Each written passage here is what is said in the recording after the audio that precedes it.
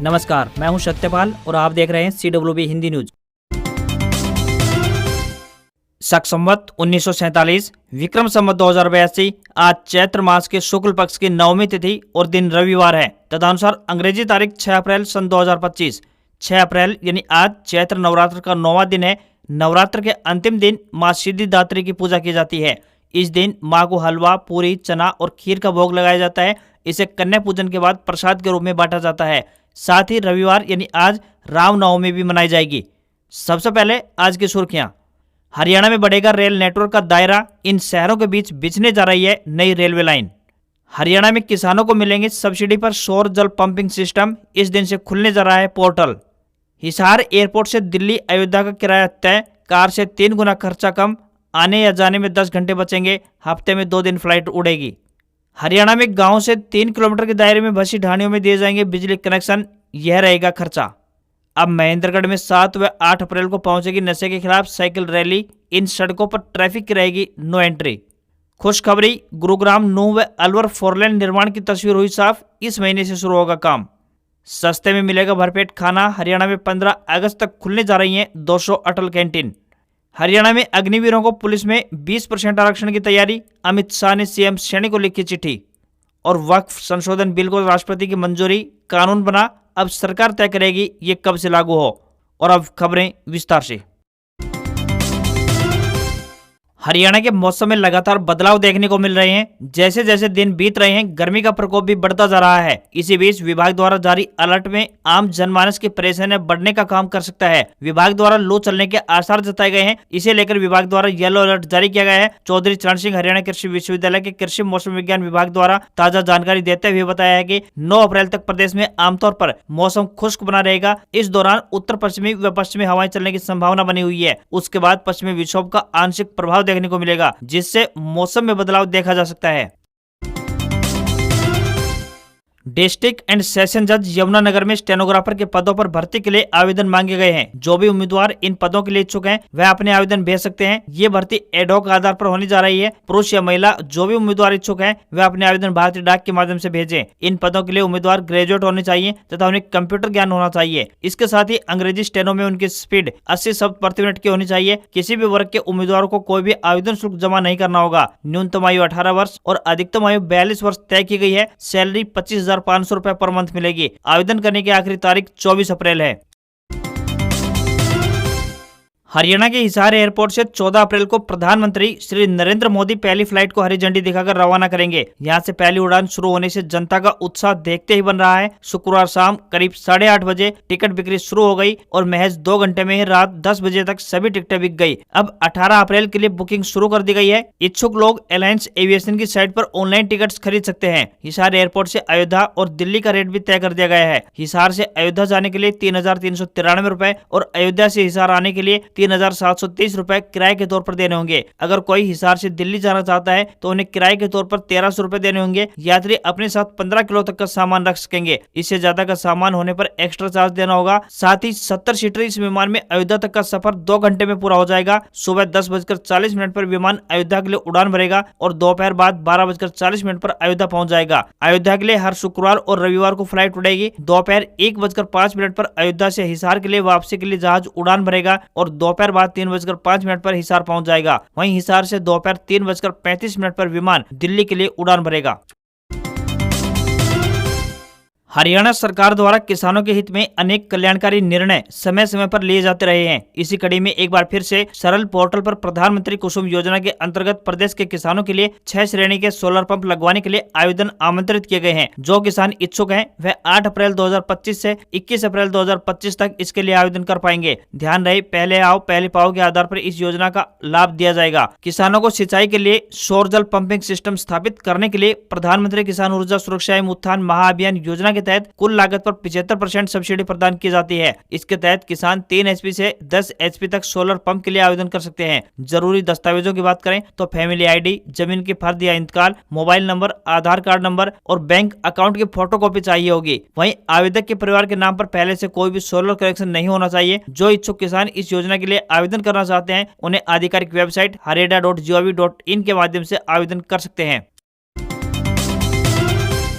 हरियाणा में खेतों या गांव से दूर ढाणियों में रहने वाले लोगों के लिए एक अच्छी खबर सामने आ रही है। प्रदेश सरकार के निर्देशानुसार हरियाणा बिजली वितरण निगमों द्वारा डेरा या ढाणियों में रहने वाले उपभोक्ताओं के लिए 24 घंटे बिजली आपूर्ति के लिए ढांचागत संरचना को सुदृढ़ किया जा रहा है। योजना के अनुसार गाँव की फिरनी के 3 किलोमीटर के दायरे में आने वाले डेरा या ढाणियों को बिजली कनेक्शन यानी नजदीकी बिजली आपूर्ति फीडर से बिजली निगमों द्वारा जारी किए जा रहे हैं। जहाँ लाइन की लंबाई फिरनी से 300 मीटर तक होगी, वहाँ उपभोक्ता को केवल सर्विस कनेक्शन चार्ज ही देने होंगे, जबकि बाकी का खर्चा निगम द्वारा वहन किया जाएगा। वहीं 300 मीटर से अधिक दूरी पर कनेक्शन जारी करने में एलटी या एचटी लाइन की वास्तविक लागत का 50% उपभोक्ताओं द्वारा वहन किया जाएगा। वहीं 3 किलोमीटर के दायरे में आने वाले डेरा ढाणियों जो कि कृषि फीडर से बिजली सप्लाई ले रहे हैं, अगर गाँव के फीडर पर शिफ्ट होना चाहते हैं तो शिफ्टिंग का खर्चा जमा करवाना होगा। इसमें भी ट्रांसफर की लागत निगम द्वारा वहन की जाएगी। जहाँ डेरा या ढाणियों में मौजूदा बिजली कनेक्शन लकड़ी के खंभों या अस्थायी ढांचे का प्रयोग करके लगाए गए हैं, वहाँ बुनियादी ढांचा निगम द्वारा अपनी लागत पर लगाया जाएगा।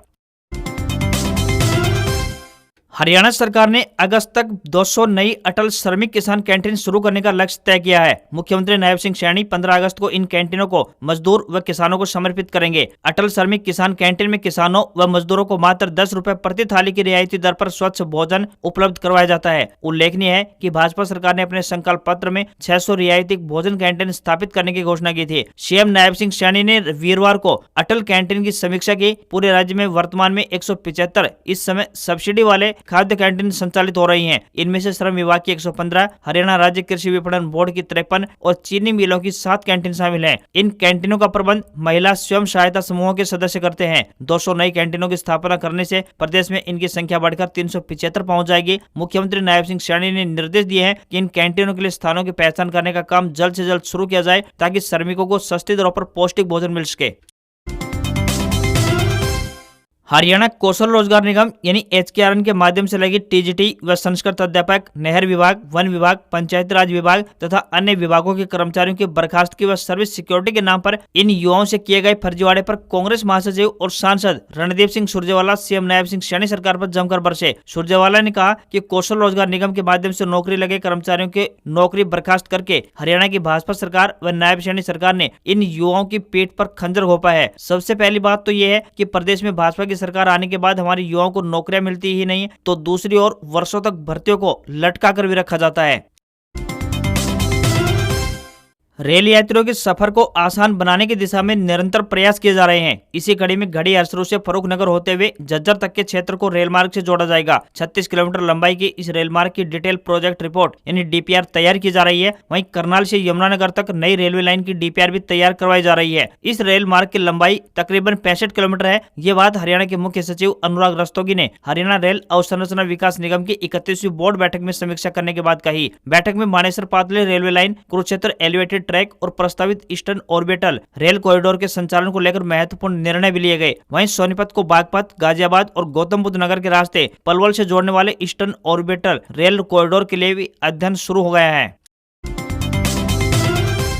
हरियाणा प्रदेश को पूर्ण रूप से नशा मुक्त बनाने और नशे के खिलाफ जागरूकता अभियान के तहत एक साइकिल रैली निकाली जा रही है। साइक्लोथॉन 2.0 रैली 7 अप्रैल को महेंद्रगढ़ जिले में पहुंचेगी, जिसको देखते हुए 7 और 8 अप्रैल को जिले की विभिन्न सड़कों पर ट्रैफिक डाइवर्ट किया गया है। महेंद्रगढ़ पुलिस अधीक्षक द्वारा जारी की गई एडवाइजरी में कहा गया है कि 7 अप्रैल को बागोद से शेलंग की तरफ जाने वाले रास्ते पर सभी वाहनों की एंट्री पर पूर्णतः रोक रहेगी। शेलंग से होते हुए मालडा, माजरा खुर्द से होते हुए महेंद्रगढ़ जाने वाले रास्ते पर भी सभी वाहनों की एंट्री पर रोक लगाई गई है। सुबह 8 बजे के बाद से शाम 4 बजे तक इन रास्तों पर सभी वाहनों के प्रवेश पर पूर्णतः प्रतिबंध रहेगा। वहीं 7 अप्रैल को इन रास्तों का प्रयोग करने से बचें और वैकल्पिक मार्गों का इस्तेमाल करते हुए अपने गंतव्य स्थान तक पहुंचे। वहीं 7 अप्रैल को शाम के समय महेंद्रगढ़ से नारनौल जाने वाले सड़क मार्ग पर एक तरफ की लाइन बंद रहेगी। 8 अप्रैल को नारनौल से रेवाड़ी NH 11 पर जाने वाले रास्ते पर भी एक तरफ की सर्विस लाइन बंद रहेगी। इन रास्तों पर भारी वाहनों की एंट्री पर रोक लगाई गई है। 7 अप्रैल और 8 अप्रैल को इन मार्गों का प्रयोग न करें, वैकल्पिक मार्गों का प्रयोग करते हुए अपने गंतव्य स्थान पर पहुंचे।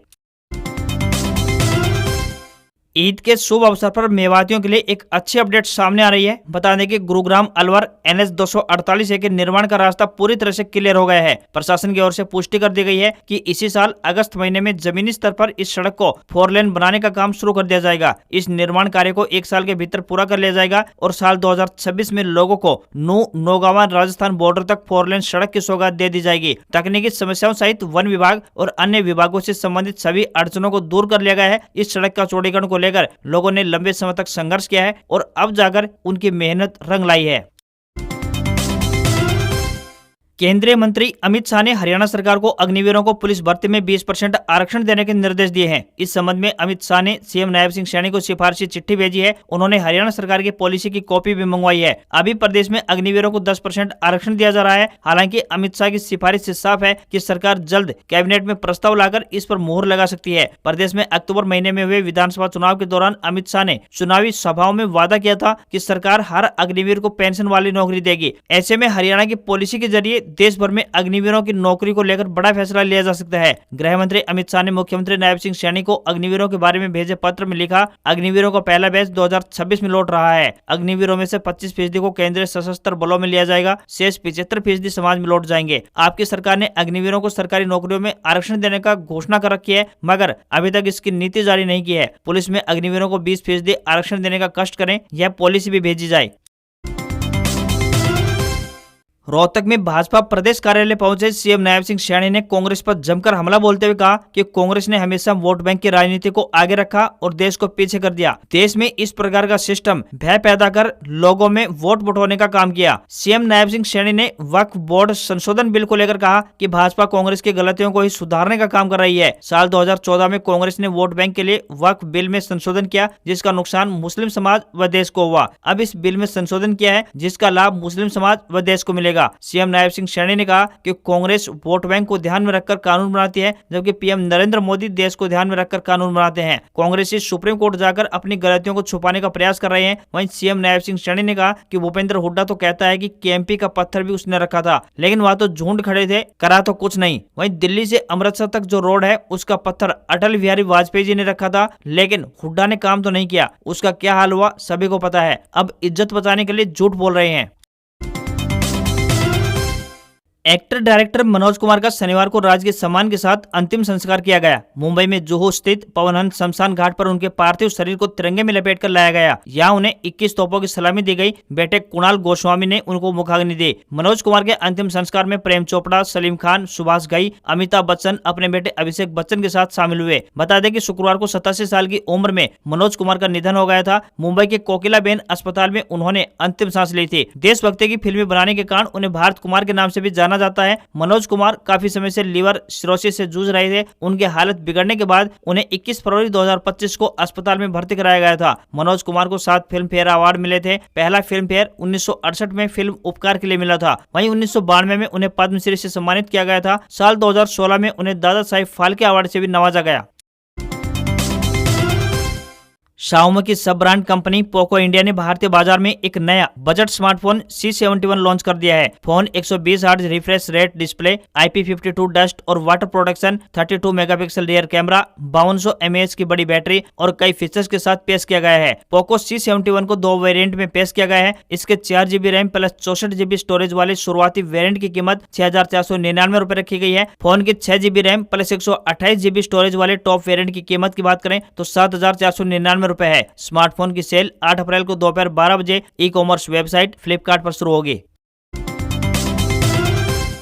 इस हफ्ते सोने के दाम में बढ़त और चांदी के दाम में गिरावट देखने को मिली है। पिछले शनिवार यानी 29 मार्च को सोना 89,164 रुपए पर था, जो अब 91,014 रुपए प्रति 10 ग्राम के स्तर पर पहुंच गया है। यानी इस हफ्ते इसकी कीमत 1,850 रुपए बढ़ी है। वहीं चांदी की बात करें तो यह पिछले शनिवार को 1,892 रुपए पर थी, जो अब 92,910 रुपए प्रति किलोग्राम पर पहुंच गई है। इस तरह इस हफ्ते इसकी कीमत 7,982 रुपए कम हुई है। इस साल यानी 1 जनवरी से लेकर अब तक 10 ग्राम 24 कैरेट सोने का दाम 76,162 रुपए से 14,852 रुपए बढ़कर 91,014 रुपए पर पहुंच गया है। आज खबरों में बस इतना ही। देखते रहिए आपका अपना हरियाणा का सबसे बेहतरीन news channel CWB Hindi news. नमस्कार। इसी आशा के साथ आपका दिन शुभ रहे।